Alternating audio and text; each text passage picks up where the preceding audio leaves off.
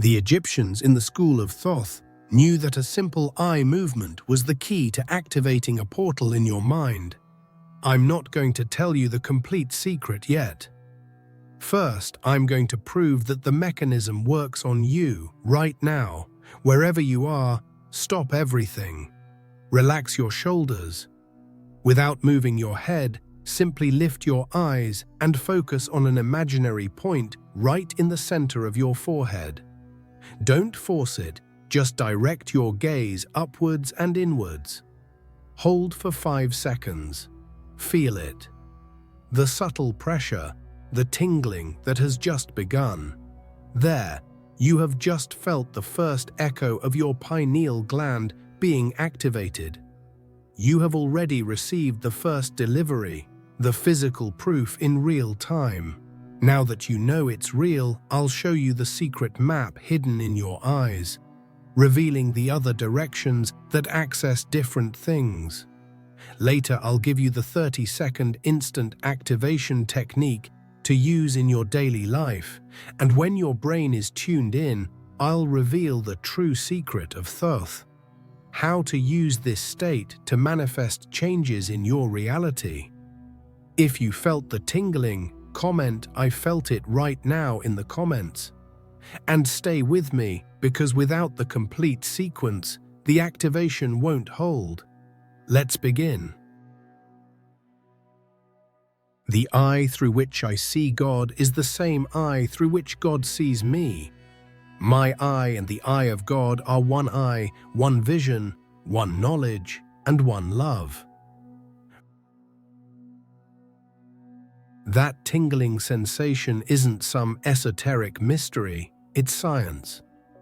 It's your nervous system in action. When you look upward and inward, you're activating a specific set of eye muscles. This muscle tension isn't an isolated act.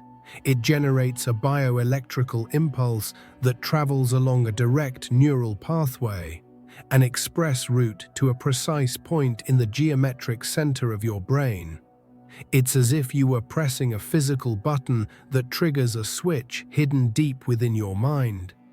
And what's at that exact point, waiting for that signal? The pineal gland. Modern science describes it almost poetically, a fossilized third eye. In some animals, like certain lizards, this gland is still near the surface of the skull and literally functions as an eye, detecting light and shadow to regulate their cycles. In us, humans, it has retreated to the safe center of the brain. Officially, its function is to produce melatonin, the hormone that regulates our sleep. But what if this is only the most basic function, the only one we can measure with our limited instruments? What if its true function is much grander? Ancient traditions from around the world, from the Hindu Vedas to the Egyptian mysteries, had no doubt. They affirmed that the pineal gland is an antenna, a biological antenna perfectly designed to receive and transmit frequencies of information that our 5 ordinary senses simply cannot capture. It would be the physical hardware for our 6th sense, the bridge between the visible and the invisible world. The problem is that for most of us, this antenna is switched off, calcified not only by physical factors such as fluoride and a poor diet, but mainly by our lack of conscious use. Think of it like a muscle. If you don't use it, it atrophies. Our society has trained us to focus only on the material world, on what we can see and touch. We discredit intuition, we ridicule subtle perceptions. Because of this, we let our internal antenna rust, covered in the dust of neglect. It's still there, in the center of your head, but in a state of deep dormancy, almost forgotten. And it is here that the genius of the human body reveals itself spectacularly, giving us a manual rewiring key. That thoughtless gesture you make, the act of looking up, is the emergency command. It's your body, in its innate wisdom, trying to force a system reboot. It's the equivalent of giving an old appliance a little tap to get it working again. You're sending a pulse of conscious energy, an electrical signal that says directly to your pineal gland, "Hey, wake up, I know you're there, I'm ready to listen." It's your intention manifested through a physical movement, beginning to clear the dust and reactivate the circuits. But what if that power on command is just the first instruction in a much more comprehensive manual? If looking up is like pressing the power button, what happens when we start exploring the other commands? What if each subtle direction of your gaze corresponds to a different function, a distinct channel of perception? What we are discovering is that our eyes are not just windows to the world. They are a remote control, a joystick for navigating the vast territories of our own consciousness. And the map for using this control was drawn millennia ago. The secret map hidden in your eyes. If upward movement is the switch, then the different directions of your gaze are the channels you can tune into. Think of your eyes as a precise control, a directional control that allows you to navigate the dimensions of your own consciousness. It's not about broad movements, but subtle adjustments, focused intentions that open different portals. What the ancients knew is that each angle of gaze activates a specific frequency in the brain, giving access to different types of information. And now you will understand how to use this map. The first point we've already discovered: look directly upwards and towards the center, at the point between the eyebrows. This is the channel of presence, the anchoring point. Keeping your gaze fixed there, even with your eyelids closed, has an immediate effect of quieting mental noise. It's like tuning into a radio station without static. The mind stops jumping between the past and the future and anchors itself in the present. It's the powerful position for meditation, for finding clarity, and for silencing anxiety. It's the 0 point, the foundation of all inner exploration. Now, let's explore new territory. With your eyes closed, keeping your head still, subtly direct your gaze upwards and to the right. Don't force it, just guide your intention. The sensation changes. You may feel a different quality, a resonance that seems to open an ancient archive.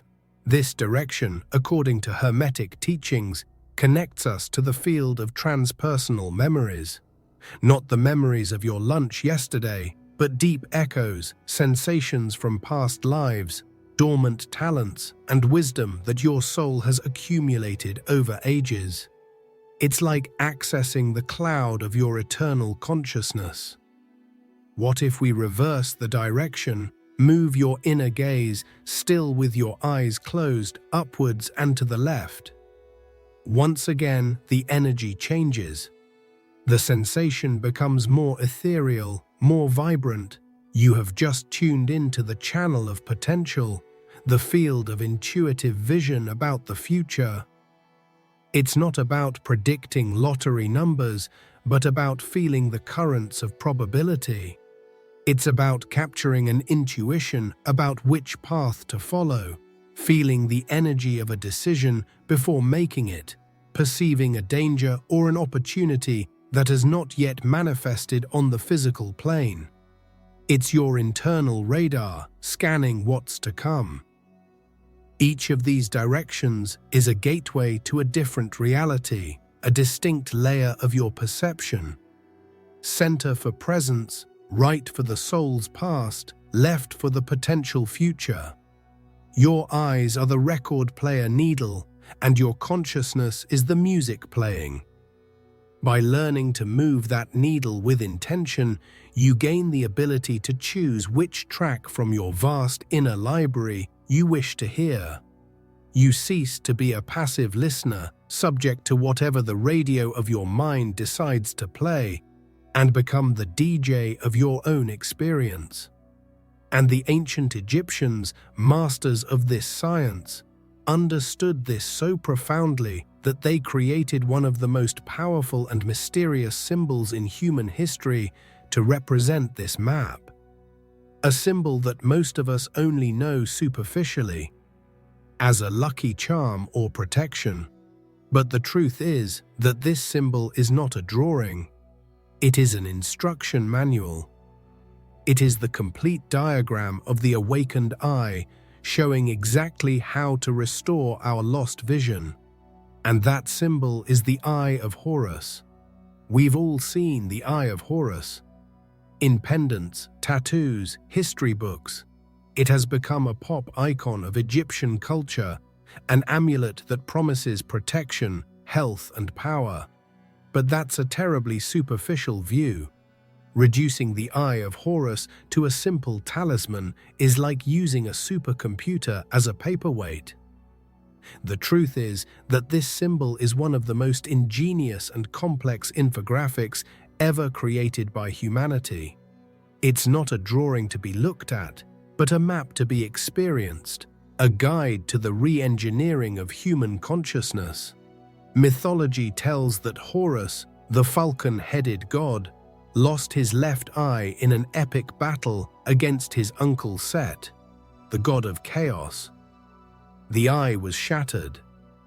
Later Thoth, the god of wisdom and magic, gathered the fragments and restored the eye, making it whole and even more powerful. This story is not a fairy tale about quarreling gods. It is an accurate allegory about the human condition. Each of us lives with a broken eye, with our perception fragmented. We see the world only with logic or only with emotion, but rarely with both in harmony. Horus's right eye represented the sun, logic, analysis, the masculine, the visible world. The left eye, the one that was lost, represented the moon, intuition, creativity, the feminine, the invisible world. The battle against Set symbolizes how the chaos of daily life, stress, and excessive focus on materialism diminish our ability to see with intuition. We live unbalanced, using only half of our perceptive capacity. The restoration performed by Thoth is the process of spiritual awakening, the reintegration of our complete vision. And how did Thoth accomplish this restoration? The secret, encoded in the texts of the Eye of Horus mystery school, did not involve magic potions or external rituals. The key was the technology of the body. Thoth taught that the human body itself contained the tools for healing. The conscious movement of the eyes, directing energy and attention to specific points, was the method for piecing together the fragments of the inner eye. Each direction of gaze, as we have seen, activates a different faculty, realigning logic, sun, with intuition, moon. By practicing these movements, you are not merely exercising, you are reenacting, on a microcosmic level, the sacred act of Thoth. You are actively gathering the fragments of your own scattered perception and bringing them together again. You are healing the rift between your mind and your soul, between what you think and what you feel. The Eye of Horus is not something you wear around your neck. It is something you become. It is the state of unified consciousness that results from this inner work. What the Egyptians discovered more than 5,000 years ago is a truth that remains radically powerful today. You don't need anything outside of yourself to awaken. No guru, no temple, no expensive ritual. The most sophisticated tool, the most direct portal to expanded perception, is already installed in your face, waiting to be used. And this wisdom was not knowledge exclusive to Egypt. It is a golden thread that runs through countless ancient cultures, a primal instinct that connects us all to a universal truth. Evidence in animals and our ancestors. This technology of the gaze was not an Egyptian invention, it was a discovery of a universal principle that echoes throughout nature and across all ancestral cultures. The Egyptians merely mapped it with unparalleled precision. Consider the shamans of the Americas or Siberia. Before entering a trance to heal or seek a vision, what was the first step? They sat in silence, closed their eyes, and raised their gaze. It was not a gesture of supplication to an external god, but an act of internal attunement. It was the command to switch off the ordinary world and switch on the spiritual world. Observe the animals that, in various cultures, are considered bearers of spiritual power. The eagle, which flies higher than all other birds. Its power lies not only in its wings, but in its gaze. It soars high above, gaining a perspective that we, bound to the ground, do not have. Its keen eye serves not only to hunt, but to read the currents of energy, the invisible winds, the flow of life below. The eagle, looking from above, embodies the principle of elevated consciousness. It is not in the midst of chaos, it observes it from a position of power. This gesture of looking upwards is a primal instinct for connection, ingrained in our DNA. Our most distant ancestors, living under a night sky free from light pollution, saw the cosmos not as a void, but as a living book, a sacred map. Looking at the stars was not just astronomy, it was a way of aligning one's own consciousness with the vastness of the universe. This act of raising one's gaze was the simplest and most direct way to transcend the mundane concerns of survival and connect with something greater. This act has a profound neurological effect. Looking down or ahead keeps our brain in a state of alertness, focused on immediate tasks, dangers, and opportunities. It's survival mode, but when you raise your gaze, your brain interprets this as a signal of safety and contemplation. It shuts down the fight or flight system and activates a broader, more receptive and creative state of awareness. You are literally changing your brain chemistry with a simple eye movement.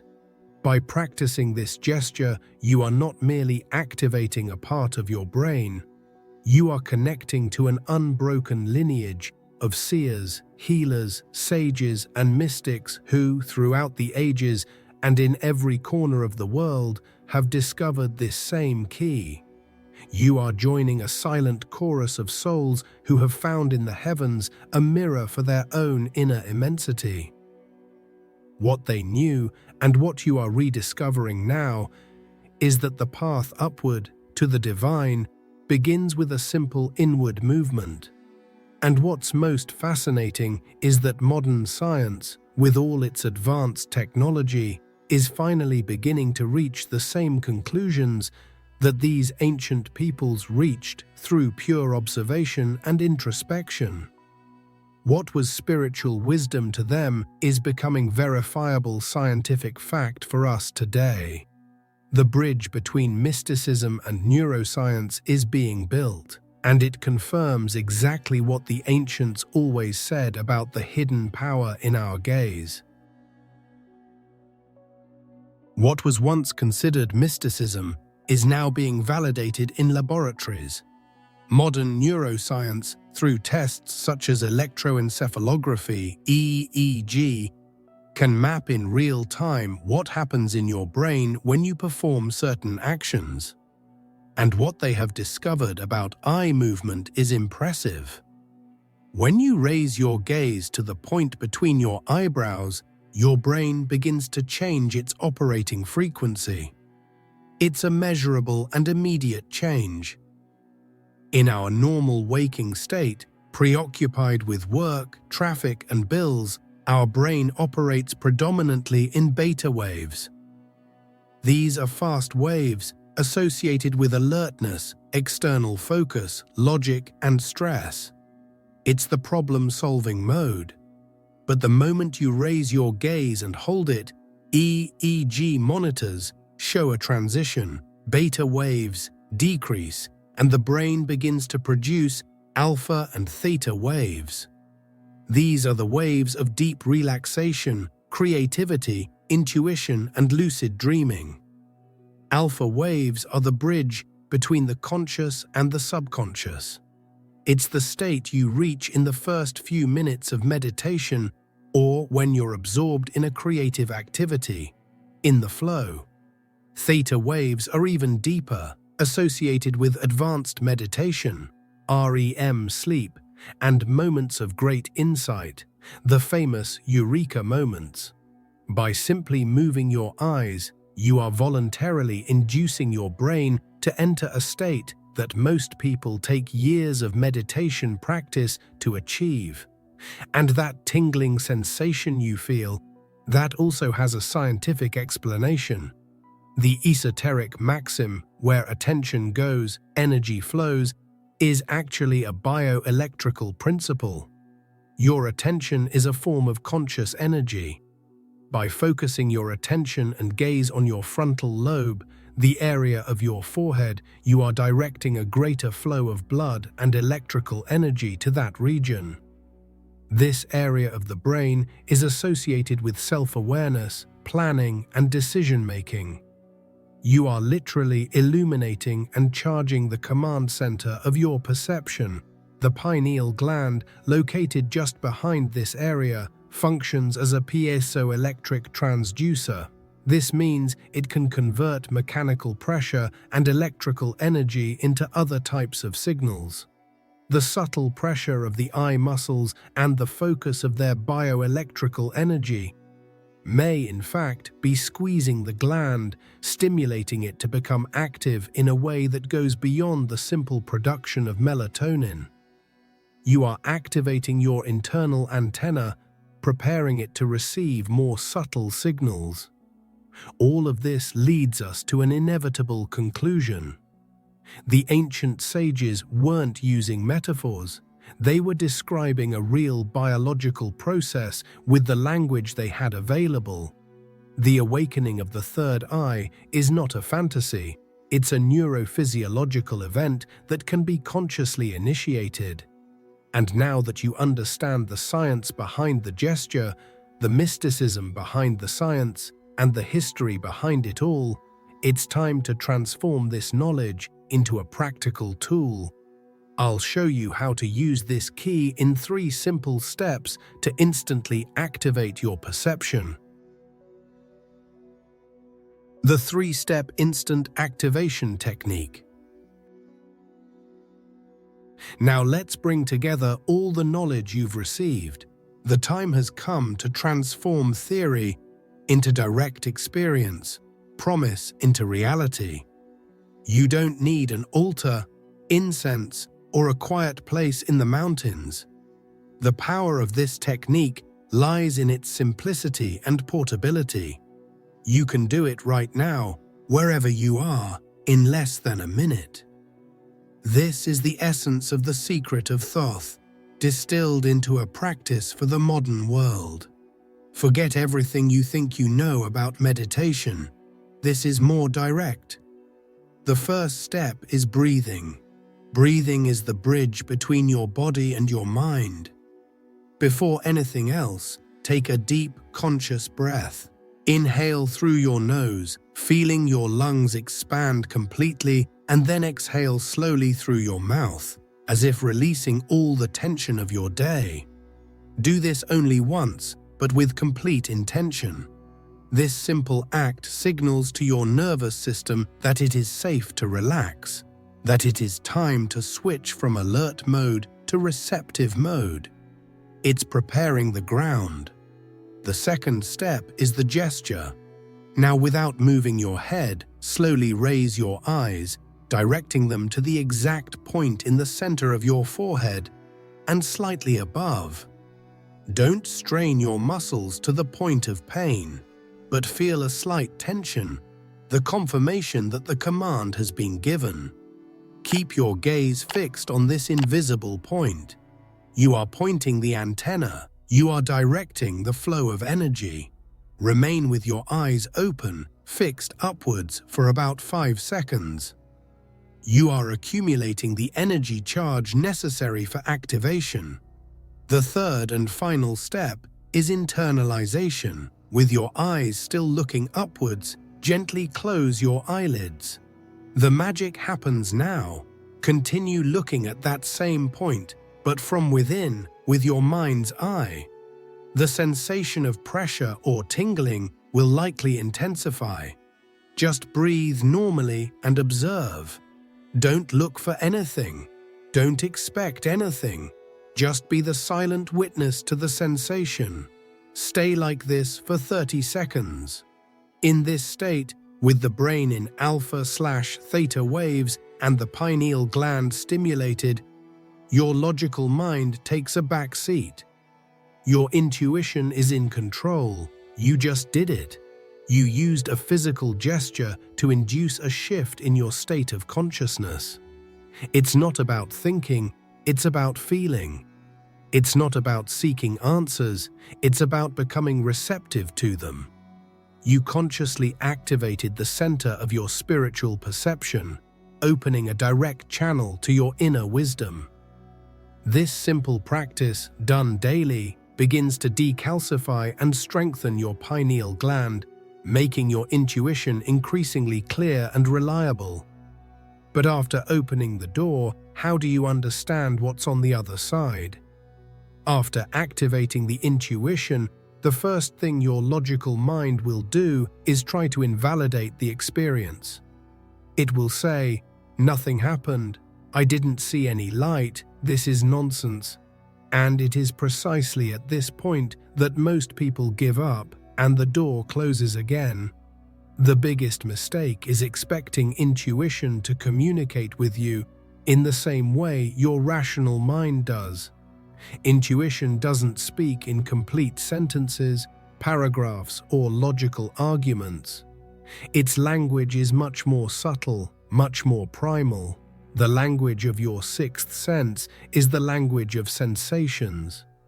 The answer to a question you carry may not come as a voice in your head, but as a sudden and inexplicable feeling of peace that calms you. It may come as a shiver that runs down your spine, confirming a truth. It may be a warmth that spreads through your chest, giving you a feeling of yes, this is it. Or it may be a single word, an image, or a color that flashes in your mind for a fraction of a second. They are whispers, not shouts. The secret to decoding these messages is simple. Don't analyze. The moment you try to grasp one of these subtle sensations and dissect it with logic, it crumbles like a snowflake in your hand. The key is passive receptivity. Just receive, feel the shiver and say thank you. Feel the warmth and accept it. See the image and don't try to interpret it immediately. Just collect the data. Trusting this language is like learning to navigate the stars. At first, they are just random points of light. But with time and observation, you begin to see the constellations, to recognize the patterns. Doubt is the noise that blocks the signal of your intuition. Every time you say, "It must just be my imagination," you're shutting down the receiver. Confidence, on the other hand, is what increases the volume of the signal. Even if it seems small or silly, treat each insight, each feeling, as a valid communication. Create an intuition journal. Write down what you felt, even if it didn't make sense at the time. Weeks later, when you reread it, you might be surprised to see how that subtle feeling was, in fact, an accurate warning, or a brilliant piece of advice. Each time you practice the activation technique, you're doing more than just stimulating a gland. You're training your brain to pay attention to an information channel it's been taught to ignore. You're building a new neural pathway, strengthening the bridge between your left, logical, and right intuitive hemispheres. You're becoming fluent in a new language, the silent language of your own soul. And over time, the whispers will become clearer, more frequent, and more undeniable.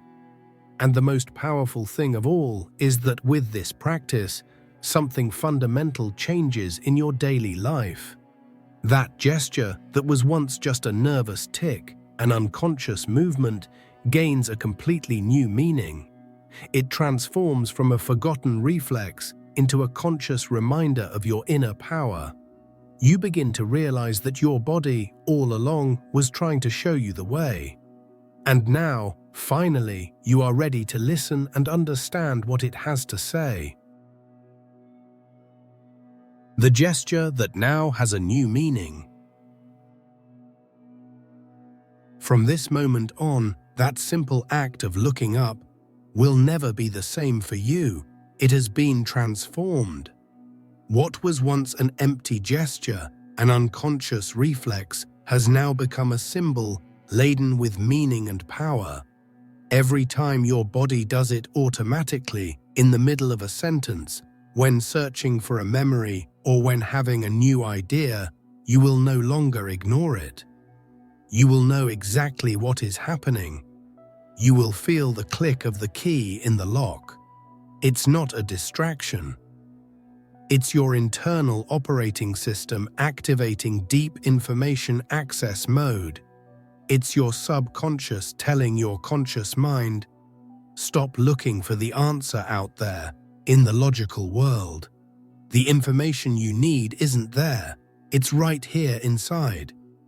It's your soul knocking on the door, asking to come in, saying it has a different perspective to offer, one that your rational mind, with its limitations, cannot see. It's an invitation to a sacred pause, so the next time it happens, don't suppress it. Don't correct yourself thinking you seem distracted. Instead, accept the invitation. Pause, even if just for a second. Take a deep breath. Acknowledge the signal your body is sending you. And silently ask yourself, what am I trying to access right now? What deeper information is trying to emerge? You don't need the immediate answer. The simple act of consciously asking the question already opens the channel. This small gesture becomes a constant reminder, a silent alarm that wakes you from autopilot several times a day. It reminds you that you have a powerful tool always at your disposal, a direct line to your intuition. Each time your eyes lift, it's an opportunity to practice presence, to reconnect with your center, and to listen to the wisdom that constantly flows beneath the surface of your rational thought. You are transforming a tic into a ritual. You are, in fact, retraining your nervous system. Before, the gesture was merely a reflex. Now, by associating it with awareness and intention, you transform it into a trigger.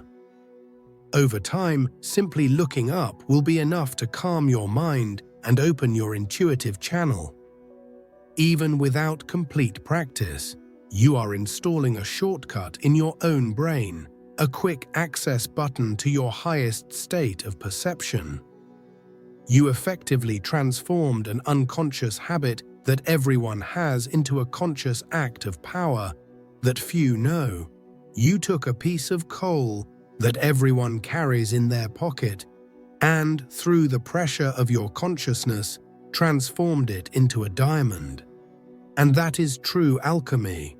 Not transforming metal into gold, but transforming the unconscious into the conscious. And this journey, which began with a simple movement of the eyes, leads you to the ultimate realization. The portal to this wisdom was never closed.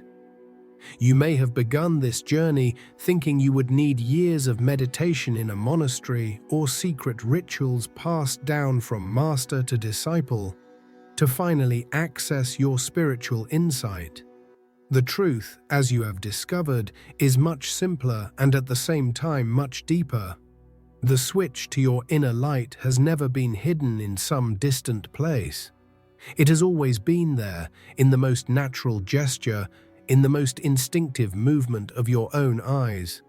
The great secret wasn't about learning a new and complicated technique. It was about remembering something your body never forgot. It was about paying attention to what your biology already does perfectly. The wisdom wasn't in adding something to yourself, but in removing the layers of distraction and disbelief that prevented you from seeing what was already there. You didn't need to build a door. You just needed to realize that it had always been open and that the key had always been in your hand. So don't forget, the next time you feel that subtle impulse, that magnetic pull that draws your eyes upward, don't ignore it. Don't dismiss it as tiredness or distraction. Understand it for what it truly is. It's your spirit knocking on the door from within. It's your intuition asking to be heard.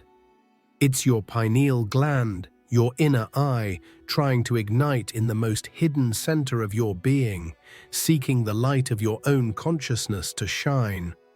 Follow the impulse, hold the gaze for a moment, breathe, and simply listen to the silence that follows. Because the most important messages in your life will not arrive through loud words, but through silent sensations. There are ancestral codes engraved in your physiology, patiently waiting to be activated by your attention. What you have learned here is not the end of the journey. It is the beginning. It is the first conscious step on a path of self-discovery. The portal to your deepest perception, to your intuition, and to your innate wisdom is not something you open and close. It is always open. The only question that remains, and that only you can answer, is: how often will you remember to look in the right direction? How often will you choose to step away from the noise of the outside world, to listen to the silent music that plays eternally within you? The power has always been there. Now you know how to access it. If you've made it this far, you're no longer the same person who started this video. You felt the activation, you received the knowledge, and now you carry a key that few know. To let me know you've completed this journey, leave the phrase "My eyes now see" in the comments. This way, we create a community of people who have awakened to this truth. If this content helped you in any way and you feel called to support the channel more directly, there's a link in the first pinned comment where you can contribute. Any help of any amount is immensely important to me and to the growth of the channel, allowing me to continue producing and spreading more messages like this. But understand, just the fact that you watched until the end and your energy here is already a huge help. And if you can share this video with someone you believe needs to hear this, you will be expanding this chain of awakening. And before you leave, your journey doesn't have to end now. I've prepared a special video for you to take the next step, content that will delve even deeper into what we've discussed here. Don't leave yet. Click on the video that's appearing on the screen now and let's meet there. See you on the other side.